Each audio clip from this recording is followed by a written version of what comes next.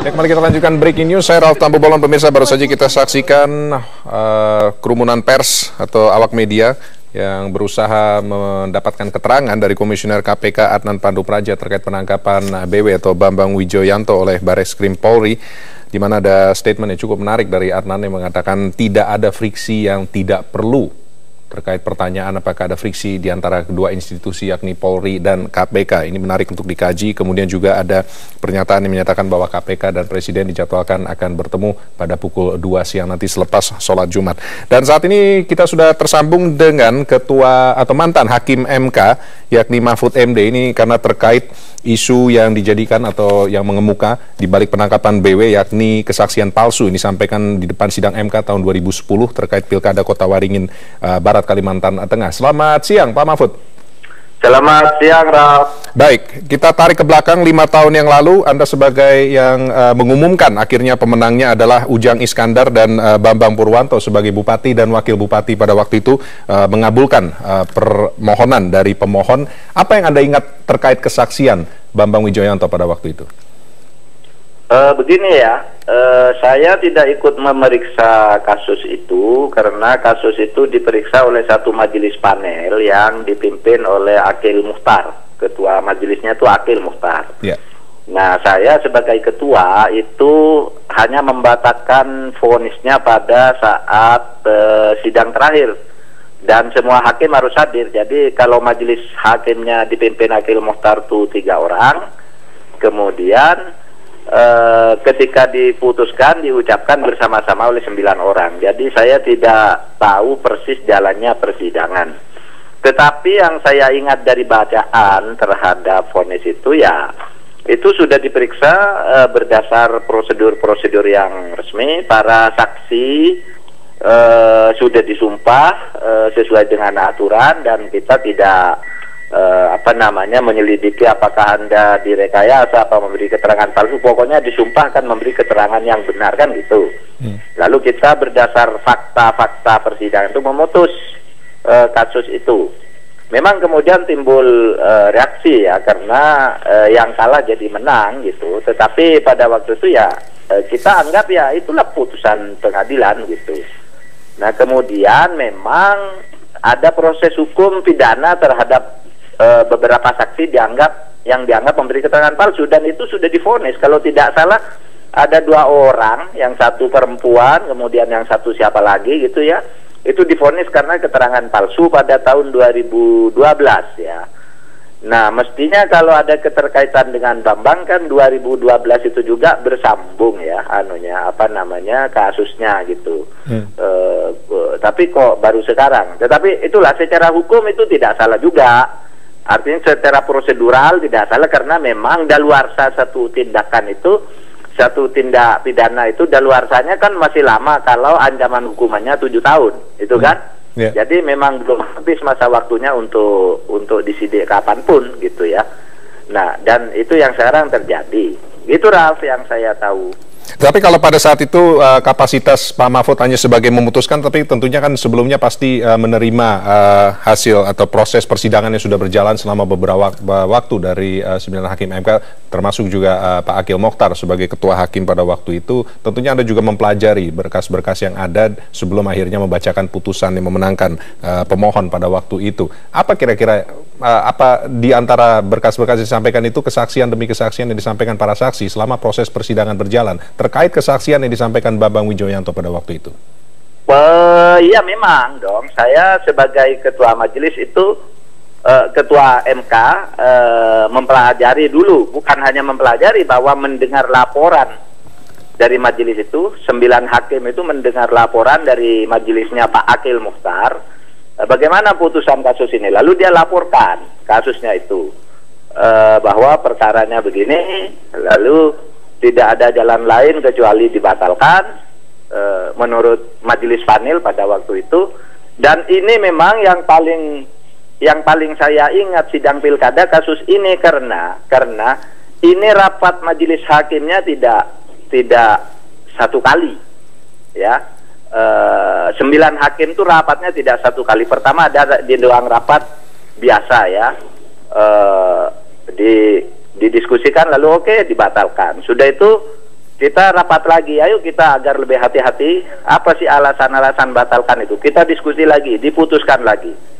Bahkan 5 menit sebelum vonis itu diucapkan, bukan di ruang sidang hakim pengambil keputusan dalam sidang tertutup, tapi di ruang tunggu sidang terbuka hakim akan mengucapkan putusan itu, saya buka lagi sidang, ayo, karena ini masalah baru, kita pastikan apakah putusan kita ini sudah benar. Nah, didiskusikan pada waktu itu, oke, putusannya tetap seperti itu, gitu. Sehingga majelis hakim itu sudah betul hati-hati. Bahkan saya kira sidang ini juga yang saya ingat sebagai satu-satunya sidang yang sebelum kami masuk ke ruang sidang itu lalu berdoa bersama pada waktu itu. Saya katakan ini putusan baru, mungkin reaksinya akan keras, mari kita berdoa bersama gitu. Biasanya doanya sih sendiri-sendiri sebelum masuk ke ruang sidang, lalu kita berdoa gitu agar sidang-sidang lancar dan akibat-akibat dari itu juga lancar gitu, tidak ada masalah seperti kasus-kasus lain gitu. Nah, itu aja yang saya ingat, Ralf. Jadi kalau pemeriksaan di persidangan tentu saya tidak ikut gitu. Dan yang waktu itu yang memimpin sidang itu ya Akil Muhtar ya? Bersama timnya 2 orang gitu ya. Oke, nah ini kalau kita bicara soal sengketa Pilkada Kota Waringin Barat, kalau kita kilas balik ke belakang, ini kalau kita lihat lagi kasus dan seluruh pemberitaan yang terkait kasus ini dan juga semua follow up-nya, nama Anda pun tersangkut di sini karena juga selain Pak Akil juga dituduh menerima suap 1,7 miliar, kemudian nama Pak Mahfud juga sampai 4 miliar bahkan jumlahnya, namun Anda langsung mengatakan pada waktu ini, tahun 2011 pada waktu itu, mengatakan ini cerita kuno yang sudah usang, kurang lebih begitu. Apakah Anda juga masih apa yang Anda ingat sebegitu kontroversialnya kasus ini? Masih ingat ya, karena di Kota Waringin Barat itu ada seorang pendukung yang kemudian kalah ini mengadakan jumpa pers. Katanya kasus Kota Waringin Barat itu dibeli. Ini dari pasangan Sugianto dan Eko ya pada waktu itu? Iya, dibeli yang menang lah, dibeli yang kemudian menang di pengadilan. Ya. Katanya nyetor uang kepada Akil 1,7, kepada Mahfud lewat seorang kiai di Cirebon, gitu, lewat seorang rekening seorang kiai di Cirebon, itu 4 miliar. Nah, karena itu kan ada di berita korannya. Saya datang ke KPK, ini tolong diperiksa. Saya bukan mau melapor, saya minta diperiksa, saya bilang pada waktu itu. Apa benar ya ada orang ini yang menyatakan ini, ada orangnya namanya ini, ada foto orangnya di koran begini. Coba tanyakan kiai siapa di Cirebon itu yang dikirimi uang. Saya bilang, saya tidak punya kenalan kiai di Cirebon.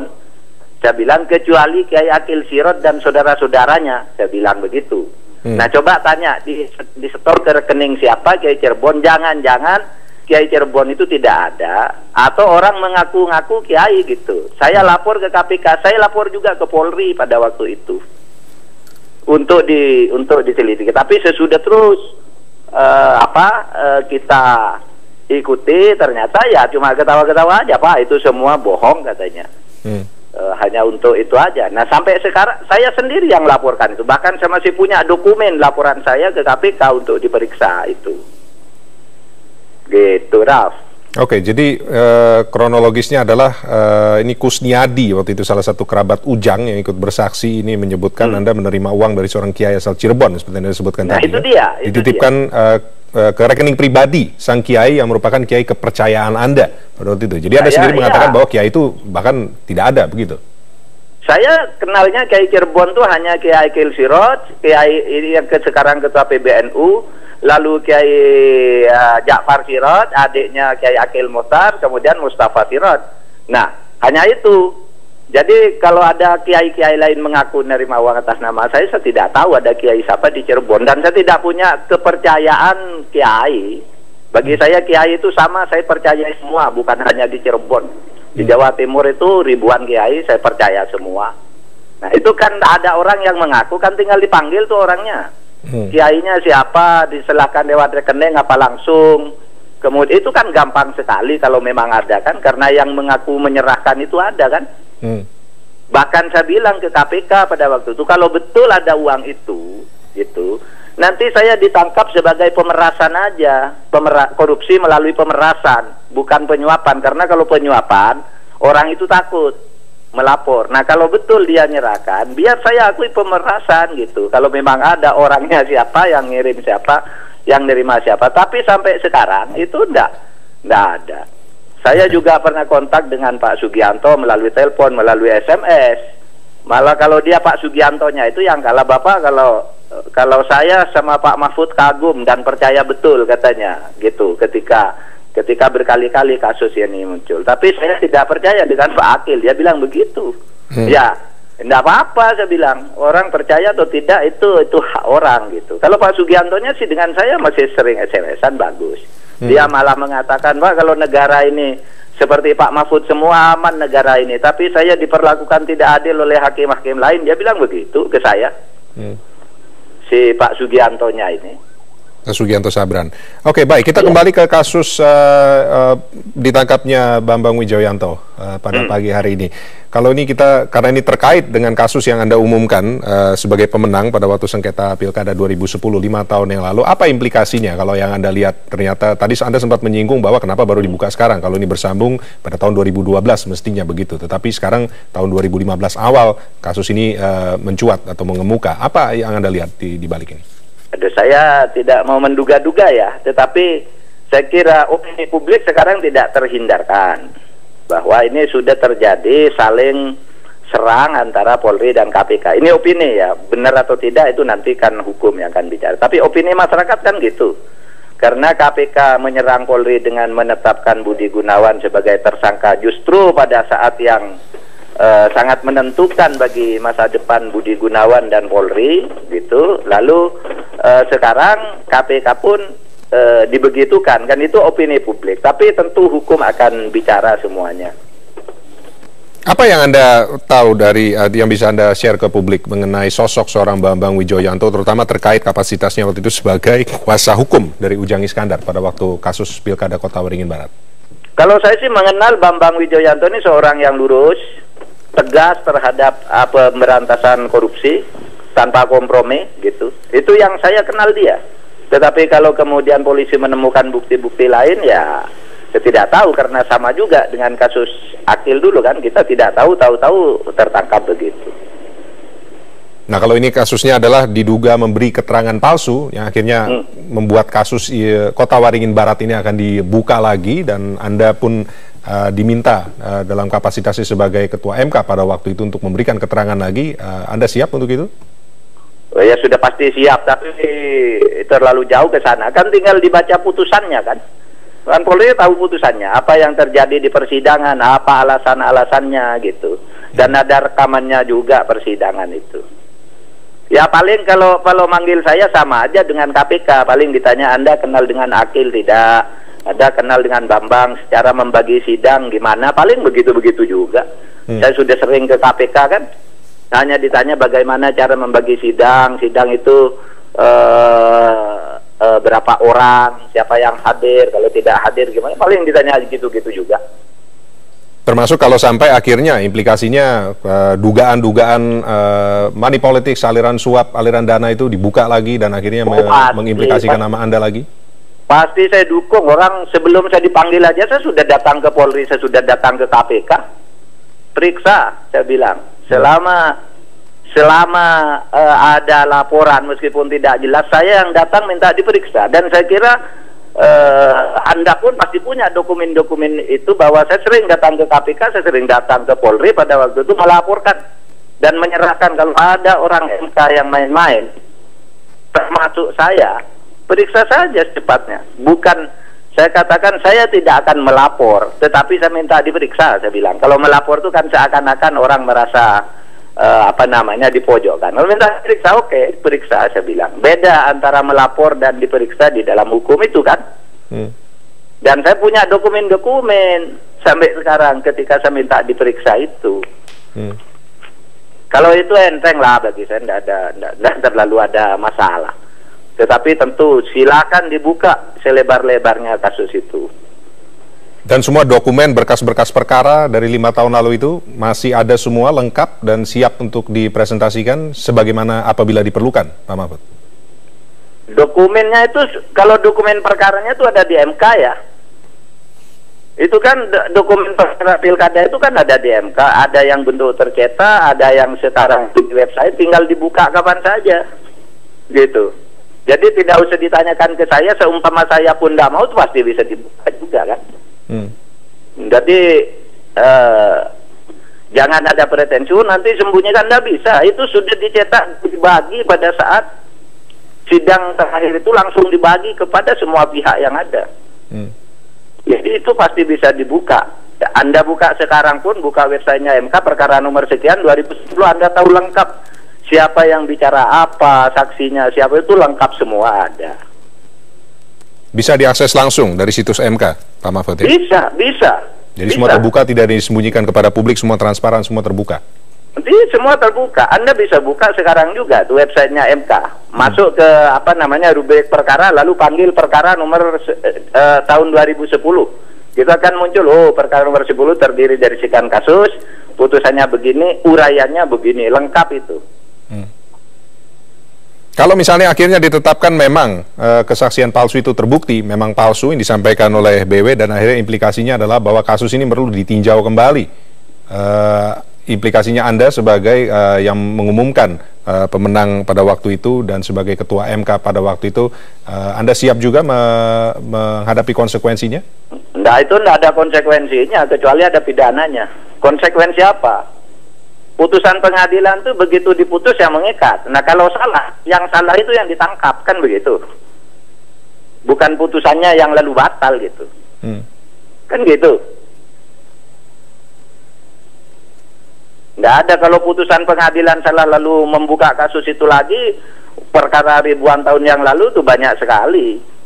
Di Mahkamah Agung, di Pengadilan Negeri, di mana-mana. Jadi, di dalam hukum itu kalau putusan hakim sudah inkrah, itu mengikat, meskipun kemudian salah. Itu. Nah, kalau salah itu karena perbuatan pidana dari hakim atau pengacara, hak dan pengacara itulah yang kemudian digelandang ke penjara, kan begitu aturannya. Nah, kalau itu pertanyaannya, ya semua harus siap, kan gitu. Baik, ini kasus ini diumumkan pagi ini, terjadi pagi ini menyikapi laporan yang masuk pada tanggal 15 Januari atau sepekan yang lalu. Baru saja mengenai kasus yang sebenarnya dibicarakan atau terjadi 5 tahun yang lalu. Kalau Anda lihat tadi secara kronologisnya, kenapa baru diumumkan atau baru masuk laporan awal tahun ini atau pekan lalu, kemudian juga akhirnya menjadi seperti yang kita lihat saat ini? Udah tahu, saya kan urusan polisi itu ya.